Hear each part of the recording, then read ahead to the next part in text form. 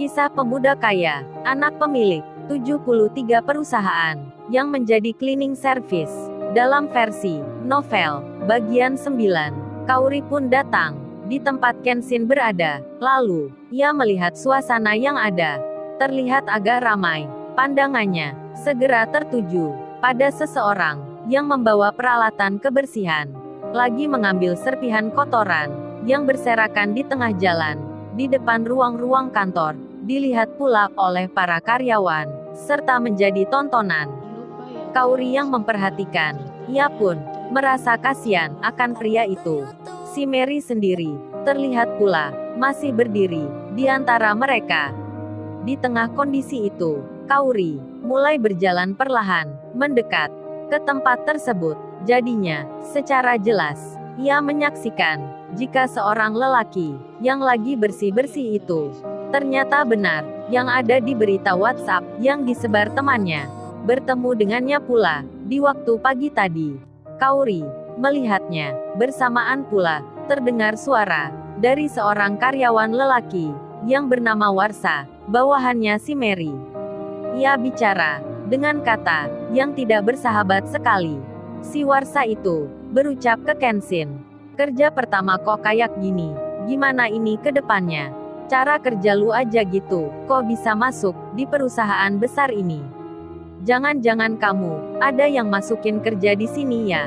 Kaori mendengarnya, namun hanya melihat saja. Kenshin sendiri masih terdiam. Bertepatan pula, dirinya telah usai membersihkan lantai itu. Lalu ia bilang, "Iya Pak, saya minta maaf." Si Warsa malah menjawab, "Minta maaf kok sama saya? Minta maaf itu ya ke Mbak Mary." Kenshin pun mengerti. Lalu, ia mengulang lagi ucapan kata maaf untuk ketiga kalinya. Kemudian, ia mendekat ke wanita yang ada di depannya. Lalu, berucap, meminta maaf lagi. Namun, yang dimintai maaf tersebut tak menjawabnya, hanya berlalu begitu saja. Malah, ia bilang ke Kenshin, "Kamu itu gak pantas bicara dengan saya."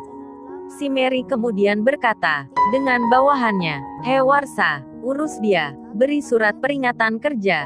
Setelah itu, si Mary pun meninggalkan tempat.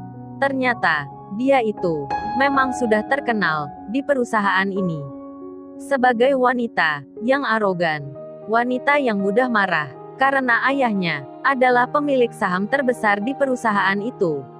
Hingga karyawan yang ada di sekitarnya saat itu sudah terbiasa melihat hal tersebut, termasuk Kaori yang ada di situ. Kenshin pun mendapat pesan jika esok harus ke kantor HRD untuk menerima surat peringatan.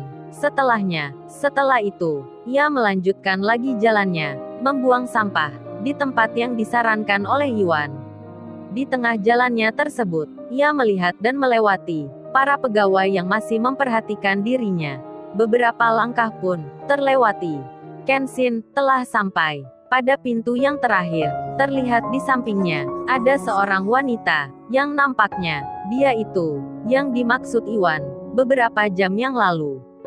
Kenshin pun berjalan melewati tanpa melihat ke wanita itu. Kaori hanya terdiam, masih memperhatikan, sama halnya dengan lainnya. Hingga berlalulah di antara keduanya. Kenshin telah menjauh, Kaori telah kembali. Sore pun datang, waktu kerja pun berakhir. Iwan temannya telah mendapat kabar tentang masalah yang baru saja dialami Kenshin. Mereka pun bertemu di tempat ganti. Setelah bercerita akan hal itu, Iwan jadi mengerti. Kemudian, ia berkata pada temannya itu, "Ken, sabar aja dulu. Siapa tahu lu besok, posisi kamu ada di atas mereka." Iwan bicara sambil tertawa, tersenyum, seolah sedang menghibur Kenshin. Setelah itu, mereka pun pulang bersama. Terlihat Kaori ada di depan, sedang ada di dalam mobilnya. Di sela menunggu berjalan, keluarlah Kenshin bersama Iwan. Iwan seorang cleaning service yang di waktu lalu pernah kerja di kantornya. Kaori pun melihatnya. Ada Kenshin pula yang tadi mendapat masalah. Lalu, bagaimana kisah selanjutnya? Subscribe channel ini untuk episode berikutnya. Terima kasih.